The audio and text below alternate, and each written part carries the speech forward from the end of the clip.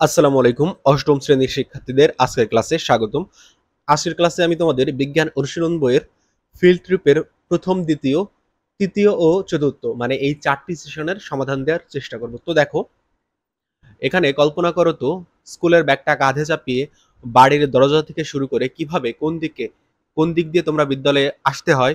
তোমাদের মধ্যে কেউ কি হেঁটে আসো, তোমাদের মধ্যে কেউ হেঁটে আসো, কেউ সাইকেল চালিয়ে আসো, কেউ বা রিক্সা, ভ্যান অথবা অন্য কোনো যানবাহনে চড়ে আসো। এবার তোমার বাড়ি থেকে বিদ্যালয়ে আসার পথটা নিচের খালি জায়গায় কল্পনা করে আঁকো। আঁকার সময় আশেপাশে কোনো গুরুত্বপূর্ণ স্থান বা অন্য কিছু যেমন নদী, পুকুর, হাসপাতাল, হাইওয়ে ইত্যাদি থাকলে সেগুলো আলাদাভাবে লিজেন্ড এঁকে চিহ্নিত করো। যেমন দেখো, এটা আসলে এইভাবে আঁকতে হবে। বুঝতে পারছো শিক্ষার্থীরা? ধরো, তোমরা অবশ্যই এখানে দিক দিয়ে নিবা যে এইটা নর্থ, এটা সাউথ, এটা ওয়েস্ট, এটা ইস্ট, দিক দিয়ে নিবা। আর হচ্ছে ধরো তোমার বাড়ি হচ্ছে এইখানটা, এই যে এইটা দ্বারা তোমার বাড়ি বোঝায়, এখানে লিখবা এই চিহ্ন দ্বারা, তুমি পাশে লিখে দেবা এই চিহ্ন সমান বাড়ি। এই যে এই সাইডে তোমার খাতার এই সাইডে লিখবা এই চিহ্নটা এঁকে লিখবা এটা সমান বাড়ি। আবার এখানে এরকম গোল একটা দিবা, ঠিক আছে? জাস্ট একটা গোল দিয়ে বলবা এই গোল মানে মুক্তি সংঘ খেলার মাঠ। এরপর এরকম প্লাস চিহ্ন দিয়ে বলবা কি এটা দ্বারা সদর হাসপাতাল বোঝাইছে। আর এটা এরকম একটা ছবি আঁকে পাশে লিখে বলবা এটা দ্বারা শহীদ স্মৃতি পার্ক বোঝাইছে। এটা আসলে কি, ধরো তুমি বাড়ি থেকে বের হয়ে এই রাস্তা এই পর্যন্ত আসবা, আর তোমার উদ্দেশ্য আছে তুমি এইখান থেকে এখানে যাবা, তোমার স্কুল হচ্ছে এখানে, এখন তোমার বাড়ি হচ্ছে এখানে। তুমি কল্পনা করার সময় দেখবা কি যে তুমি এখান থেকে এইদিকে যাচ্ছ মুক্তি সংঘ খেলার মাঠেতে, কিছুটা এইদিকে যাচ্ছ সাউথে যাচ্ছ, এরপর কিছুটা ইস্টে যাচ্ছ, এরপর এইভাবে বাঁকা হয়ে এই সদর হাসপাতালের পাশ দিয়ে এই যে শহীদ স্মৃতি পার্ক হয়ে এই দিক দিয়ে যে মানে তুমি এই রাস্তা হয়ে হয়ে এইভাবে তোমার স্কুলে আসতেছো। এটা আসলে একটা মানে আনুমানিক একটা চিত্র। মানে তুমি তোমার বাড়ি থেকে স্কুলে যেভাবে যাওয়ার সময় তোমার মনে হয় যে আমার বাড়ি থেকে স্কুলে আসার রাস্তাটা এরকম, তোমরা জাস্ট কল্পনা করে তোমার রাস্তাটা এঁকে দিবা। এই রাস্তা আঁকার ক্ষেত্রে তোমরা গুগল ম্যাপের সহায়তা নিতে পারো। গুগল ম্যাপে যেয়ে আসলে দেখবা তোমার বাড়ি থেকে তোমার স্কুল আসলে ওর ভিতরের যে জায়গাটা আছে বা রাস্তাটা আছে, এই রাস্তাটার চেহারা আসলে কিরকম। এরপর আরেকটা গুরুত্বপূর্ণ জিনিস সেটা করবা কি, এই যে মাঝখান দিয়ে যে ডিরেকশন দিচ্ছে এটা আসলে দূরত্বের ডিরেকশন। দেখছো এই যে এই এই যে এই পাশেরটা আর এই পাশেরটা, এটা আর এটা তো রাস্তার দুই পাশ, বাট এই যে মাঝখান দিয়ে যে ডাকটা দিছি, দেখো অ্যারো অ্যারো করে যে ডাকটা দিছি, এটা আসলে দূরত্বের ডিরেকশন দেখাচ্ছে। দূরত্ব আসলে এই যে এইটুকু হচ্ছে তোমার দূরত্ব।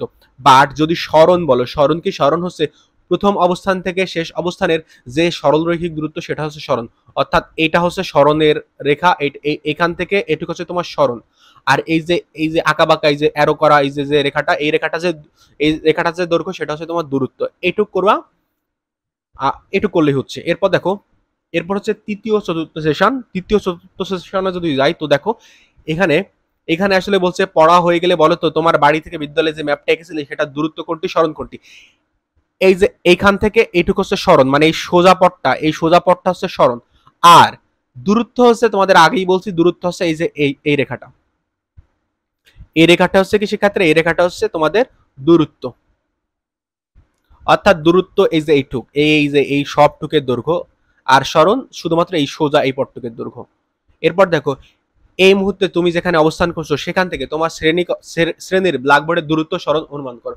ধরো তুমি এখানে রয়েছো শিক্ষার্থীরা, এখানে রয়েছে এইখান থেকে, আর এই যে হচ্ছে ব্ল্যাকবোর্ড, এখান থেকে সোজা যে দূরত্ব ব্ল্যাকবোর্ড পর্যন্ত যে দূরত্ব এইটুকু হচ্ছে সরণ।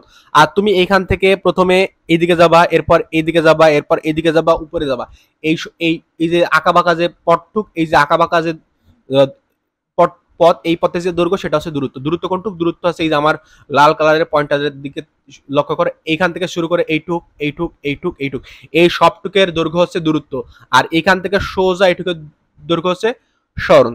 এরপর দেখো, খাতায় যে নোট রেখেছিলে সেখান থেকে তথ্য নিয়ে হিসাবটা যাচাই করে ফেলো। এটা আসলে, এটা তোমরা যদি তোমাদের অনুশীলন বই পড়ো ওখানে আসলে তোমাদের কাজের ধারা লেখা আছে। এখানে আসলে তোমরা যে ফিল্ড ট্রিপটা করেছিলে সেটা যেখান থেকে শুরু করেছিলে আর যেখানে গিয়েছিলে তাদের মধ্যে যে দূরত্ব সেটা হচ্ছে 8 কিলোমিটার, এটা মানে 800 মিটার। আর তোমাদের এই যাতায়াতে যে সময় লেগেছে সেটা হচ্ছে 90 মিনিট, আর 90 মিনিটে হচ্ছে 5400 সেকেন্ড হয়। তাহলে তোমাদের হচ্ছে দ্রুতি বের করতে বলছে। দ্রুতি কিভাবে বের করবা? দ্রুতি খুবই সোজা। এটা আসলে তুমি এই দূরত্বকে সময় দিয়ে ভাগ করবা। এই এস কে যদি তুমি সময় দিয়ে ভাগ করো 8000 ভাগ 5400, এই তোমার দ্রুতি বের হয়ে গেল এই 1.84 মিটার পার সেকেন্ড। এরপর কি বলছে যে তুমি যে মান পেলে তার অর্থ কি বলতে পারবে? দ্রুতির যে মান পেলাম এটা দ্বারা বোঝায় ভ্রমণকালে প্রতি সেকেন্ডে 1.48 মিটার দূরত্ব গড়ে অতিক্রম করেছি। তো শিক্ষার্থীরা 4 জন মিলে এক একটি দল তৈরি করে নাও, তোমার বসার টেবিল অথবা বেঞ্চের দৈর্ঘ্য রোলার দিয়ে মেপে নাও। যেহেতু আন্তর্জাতিক দৈর্ঘ্যের একক মিটার, তাই মিটার এককে রূপান্তর করে নিতে পারো। ইঞ্চি অথবা সেন্টিমিটার কিংবা ফুট একক ধরে করলেও সমস্যা নেই। 1 ইঞ্চি সমান 0.025 মিটার। বেঞ্চের এক পাশে দুজন মিলে একটু তুলে ধরো যাতে র্যাম্পের মতো ঢালু তল তৈরি হয়। এখন দেখো, এরপরে তোমাদের এরকম একটা শখ দিয়ে আছে। আমি এটা সম্পূর্ণ পড়লাম না, কারণ আমি তোমাদের চিত্র দিয়ে এগুলো না পড়ে বোঝাই দিচ্ছি। এরপর তোমাদের এরকম একটা শখ দিয়ে আছে যে বেঞ্চটি মাটি থেকে কতটা উঁচুতে অবস্থিত আর দূরত্ব সমান, এসব দিয়ে আছে। এরপর দেখো, তোমাদের যে কাজটি করতে হবে সেটি হচ্ছে তোমাদের এই যে বেঞ্চ দেখছো, এই যে বেঞ্চের এক পা, এই যে এক পা, তোমরা করবা কি এই পাটা উঁচু করে ধরবা। এই পাটা উঁচু করে ধরলি বেঞ্চের এইখানে যদি তোমরা একটা বল রাখো তাহলে বলটা গড়ায় পড়ে যাবে না এদিকে। এখন দেখো, বেঞ্চকে প্রথমে তোমরা 54 সেন্টিমিটার উঁচু করলে, মানে এই যে এই নিচে থেকে এই বেঞ্চের যে পাশটা উঁচু করছো সেই পাশটা উঁচু ধরো প্রথমে 54 সেন্টিমিটার। 54 সেন্টিমিটার যদি করো, আর বেঞ্চের এইখান থেকে এইখান পর্যন্ত দূরত্ব সবসময় 1.80 থাকবে। বাট এখান থেকে এইটুক মানে বেঞ্চের দৈর্ঘ্য তো আর তোমরা চেঞ্জ করতে পারবা না, কিন্তু তোমরা চাইলে বেঞ্চের এই মাথাটারে আরো উঁচু করতে পারো, আরো উঁচু করতে পারো, আরো উঁচু করতে পারো। মানে এই মাথাটা তোমরা ইচ্ছা মতো উঁচু করবা। এখন দেখো, যদি 54 সেন্টিমিটার উঁচু হয় তাহলে তোমরা করলে কি 54 সেন্টিমিটার উঁচু করে এখান থেকে একটা বল ছাড়ে দিলে, দেখলে কি এখান পর্যন্ত আসতে তার 2.5 সেকেন্ড সময় লাগে। এরপর করলে কি 73.5 সেন্টিমিটার উঁচু করলে, প্রথমে 54 সেন্টিমিটার করছিলে, এবার 73.5 সেন্টিমিটার উঁচু করলে। এবার করলে কি, এবার দূরত্ব তো 1.8, মানে এখান থেকে এইটুকতে 1.80, কিন্তু এবার দেখলে কি 1.5 সেকেন্ড সময় লাগে। এরপর করলে কি, এরপর 87.5 সেন্টিমিটার, মানে আর উঁচু করলে, আর উঁচু করার পর দেখলে কি 1.44 সেকেন্ড সময় লাগে। এখন তোমরা করবা কি, এই যে দ্রুতি বের করবা। দ্রুতি কিভাবে বের করবা? দূরত্বকে সময় দিয়ে ভাগ করবা। দেখো, প্রথম ক্ষেত্রে দ্রুতি এই 1.8 ভাগ 2.8, 1.8 কে 2.5 দ্বারা ভাগ করবা, তো দেখবা 0.72 বের হইছে। এরপর 1.8 কে 1.57 দ্বারা ভাগ করবা, এরপরে 1.8 কে 1.44 দ্বারা ভাগ করবা। আর বেগ কত হবে নিশ্চয়ই বুঝতে পারছো, বলো তো দেখি। এখানে বস্তুটিকে কলম, চক, ইটের টুকরো ইত্যাদিকে ঢালু বেঞ্চ দিয়ে পড়তে দেওয়া হলো। বেঞ্চের দূরত্বকে বেঞ্চ দিয়ে সরলরেখা বরাবর বস্তুটি পড়তে যে সময় লাগে তা দিয়ে ভাগ করলেই প্রতি ঘটনায় বস্তুটির পতনের বেগ পাই। এখানে বস্তুটি সরলরেখায় পড়ে বলে দ্রুতি এবং বেগ সমান। যদি সরলরেখায় না পড়তো তাহলে বেগ ও দ্রুতি আলাদা হতো। এখানে দেখা যাচ্ছে বেঞ্চ যত উঁচু করা হচ্ছে বস্তুটির ঢালু তল বরাবর পড়তে সময় ধীরে ধীরে কম লাগছে, কেননা বস্তুটি অভিকর্ষের প্রভাবে আরো দ্রুত পড়ছে। তো পড়তে পারছে। তো শিক্ষার্থীরা, আজকের ক্লাসটা আমি এখানে শেষ করছি। সবাই ভালো থেকো, ধন্যবাদ সবাইকে।